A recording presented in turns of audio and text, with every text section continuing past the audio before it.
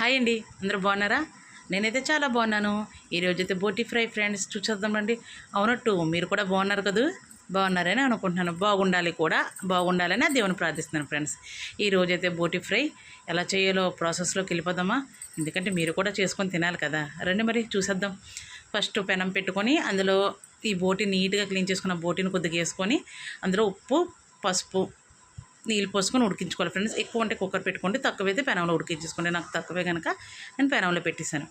అది బాగా ఉడికిన తర్వాత దాన్ని పక్కన పెట్టేసి అందులోనే ఆ పెనంలోనే కొద్దిగా ఆయిల్ పోసుకొని ఉల్లిపాయ, పచ్చిమిర్చి వేగిన తర్వాత అల్లం వెల్లుల్లి పేస్ట్ కూడా వేసి బాగా పచ్చివాసన పోయినంత వరకు వేయించి ఉప్పు, పసుపు, కారం అది వేసేసి అటు ఇటు కలిపిన తర్వాత మనం ఈ ఉడకబెట్టుకున్న బోటిని కూడా వేసుకొని 10 నిమిషాలు ఉంచాలి ఫ్రెండ్స్. బోటి తినడం అయితే చాలా ఈజీగా తినేసాను ఫ్రెండ్స్ వండిన తర్వాత, కానీ చేయడంలో తెలిసింది కష్టం ఏంటో.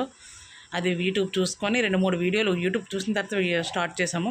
కానీ బోటి అయితే సక్సెస్గా చేస్తాము. చేదు వచ్చేస్తుందేమని భయపడ్డాం, కానీ ఏ చేదు రాలేదు, బాగానే వచ్చేసింది. చేసేసాము, తినేసాము. చేసిన తర్వాత నాకు చేతుల నొప్పులు వచ్చాయి ఫ్రెండ్స్. నాకు చేతులు నొప్పులు వచ్చేస్తాయి అనమాట. చేతుల నొప్పులు వచ్చాయి, బాగా నొప్పి అయిపోయింది. సాయంత్రానికి అయిపోయింది ఫ్రెండ్స్. బోటి అయితే నీట్గా క్లీన్ చేసుకొని వండేసుకున్నాము. అప్పుడే అదే బోటి మీకు చూపిస్తున్నాను. ఉల్లిపాయ మిరగ వేగింది, బోటి కూడా వేగింది కొద్దిగా. అందులోనే కొద్దిగా పెరుగు వేసుకున్నాను.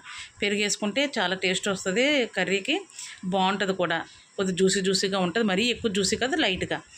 తర్వాత అటు ఇటు కలిపిన తర్వాత అందులోనే కరివేపాకు, పచ్చిమిర్చి వేసాను. హోటల్ స్టైల్లో మనకు ఫ్రై అడిగితే అందులో పచ్చిమిర్చి తగ్గితే చూసారు, అలాగ ఉంటుంది అనమాట. ఆ తర్వాత 10 నిమిషాల తర్వాత నేను కొత్తిమీర చల్లేసిన ఫ్రెండ్స్. అయిపోయింది బోటి ఫ్రై. ఒకసారి మీరు కూడా ట్రై చేయండి ఫ్రెండ్స్. Thank you.